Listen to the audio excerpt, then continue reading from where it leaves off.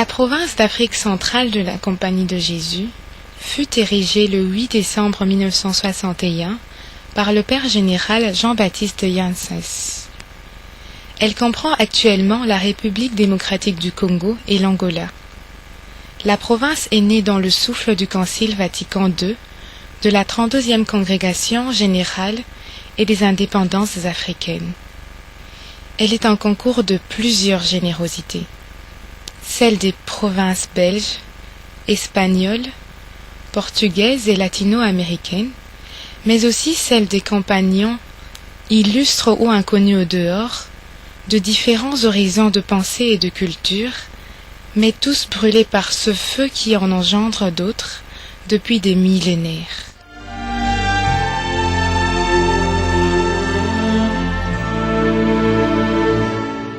Ce 8 décembre 2010, à la paroisse jésuite du Sacré-Cœur de Kinshasa, Monseigneur Edouard Kisonga, évêque auxiliaire de l'archidiocèse de Kinshasa, préside la messe solennelle d'ouverture du Jubilé d'or de la province d'Afrique centrale. Province qui partage avec l'assistance d'Afrique et Madagascar le privilège d'avoir des membres dont la moyenne d'âge est inférieure à 50 ans. Le sens de cette célébration est expliqué dans le discours du père Paulin Manuelo. À la date de l'érection de la province d'Afrique centrale de la Compagnie de Jésus, le 8 décembre 1961, l'ouverture du Jubilé d'or de la province d'Afrique centrale que nous célébrerons tout au long de l'année 2011 qui va bientôt s'ouvrir. Puis dans l'homélie du père provincial Tim Akanza. La célébration d'aujourd'hui, en plus de nous introduire dans la naissance, nous introduit donc aussi dans la bénédiction que Dieu apporte à celui qui lui a dit.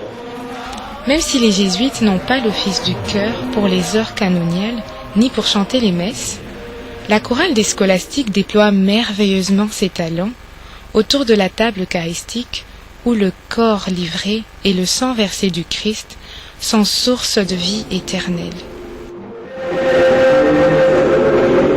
Par des mots aimables, Monseigneur Edouard Kisonga félicite les jésuites avant de prononcer la bénédiction finale qui clôture l'Eucharistie. Surtout et en avant régulier, à former toujours un peuple ardent à faire des biens. Bonne chance. Et que puissant vous bénisse, le Père, le Fils et le Saint-Esprit.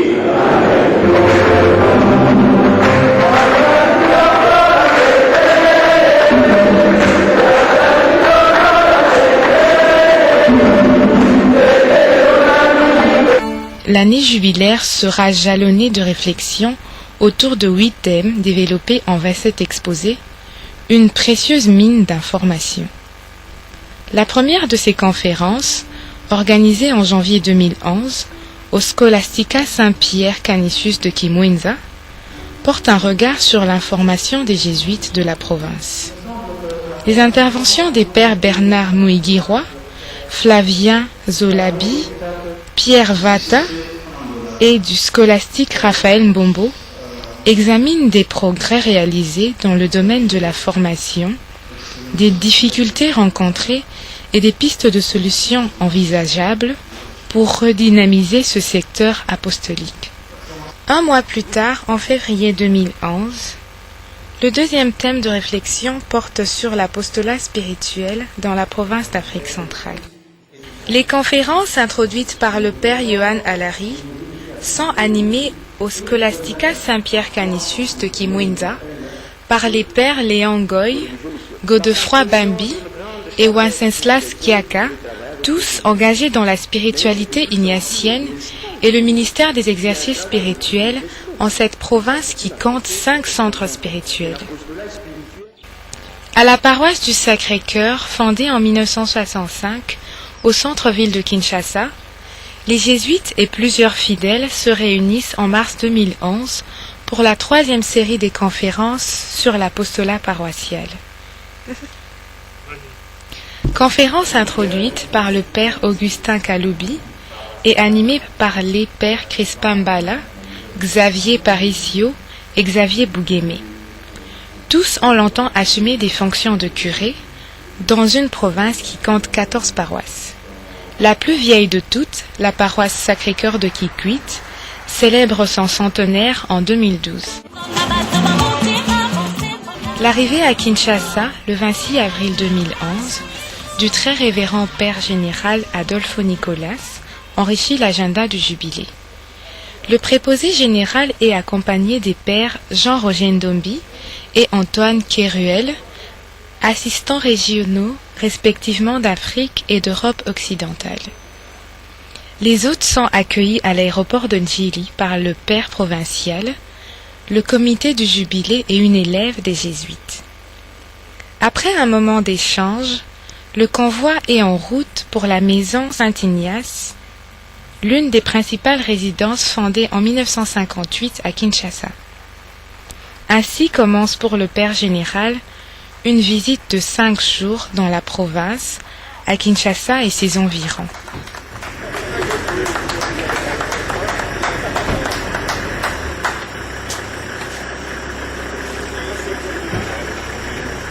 Tôt le lendemain, il est conduit à Kimwinza. Dans la cour ensoleillée de la paroisse Saint-Pierre-Claver de Kindélé, érigée en 1985, les fidèles lui réservent un accueil chaleureux aux côtés du père Pai Kemboli, qui en leur nom souhaite la bienvenue au père général.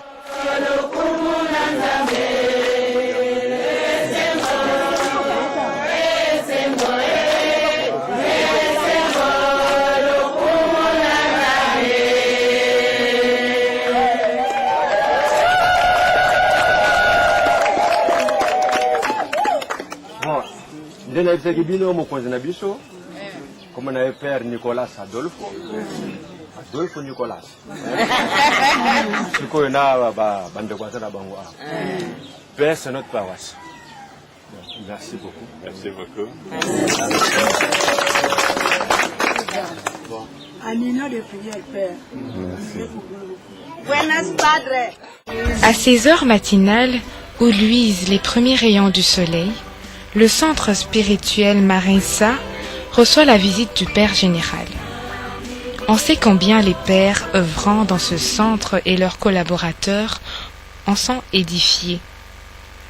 L'affable Père Paricio ou Mavita n'est pas rouillé. Il montre une belle vaillance. Dans les secrets de cette maison vieille de 53 ans, la collaboration avec les laïcs et d'autres institutions religieuses est le meilleur gage de durée. Durée que symbolise la paroisse et la résidence jésuite, Sainte-Marie de Kimwinza, berceau de toute l'histoire de la province. En ce lieu, 6 jésuites belges accompagnés de 2 aides laïques avaient établi, le 27 juillet 1893, le premier poste de la mission du Kwango, sous la conduite éclairée du père Émile Van Engstoven.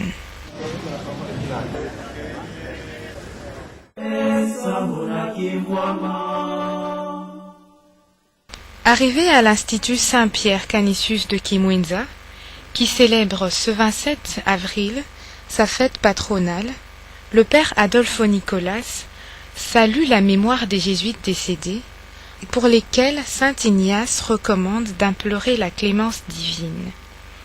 Car la charité ne se manifeste pas moins dans le Seigneur envers ceux qui ont quitté la vie qu'envers les vivants. Le Père général rencontre les scolastiques qui l'exhortent à être toujours en quête de profondeur spirituelle et intellectuelle, à la fois créatif et crédible, efficace et simple. Après avoir célébré l'Eucharistie solennelle de la Saint-Pierre Canisius, patron de l'Institut, le père Adolfo Nicolas visite la ferme de l'Institut supérieur agrovétérinaire, ISAV en sigle, de la Compagnie de Jésus.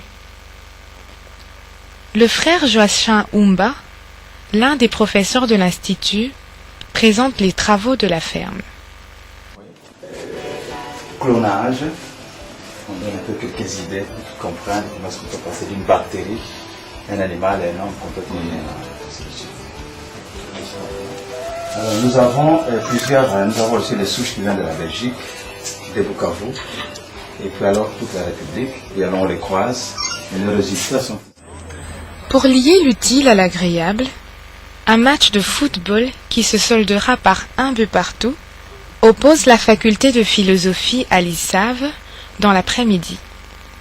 Le père général en donne le coup d'envoi avant de reprendre la route pour une courte visite au cardinal Laurent Mosengo Passigna, l'archevêque de Kinshasa, dans sa résidence du centre pastoral Lindonge.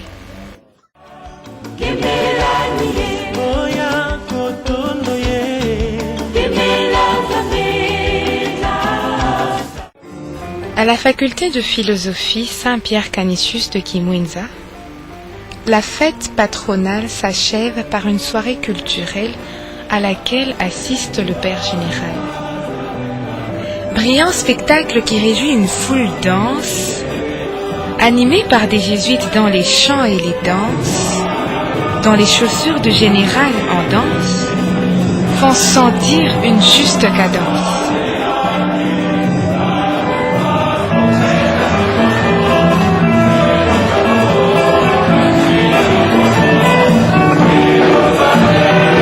Merci. Et ce soir, j'ai changé.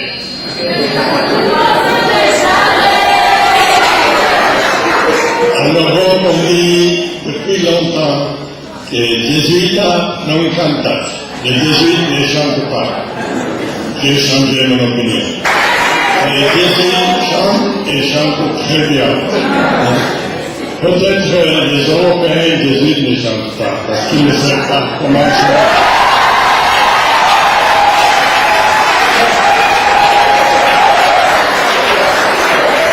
En Europe, on aime beaucoup de citer, quand on parle de la prière, de citer que quand on chante, on prie 2 fois. Mais c'est la vie en africain, même Augustin, Saint-Augustin. Et il n'avait pas venu au Congo. Alors, s'il avait vu Congo danser, qu'est-ce qu'on dirait de la danse, hein? Au matin du 28 avril 2011, la caravane repart au centre-ville de Kinshasa.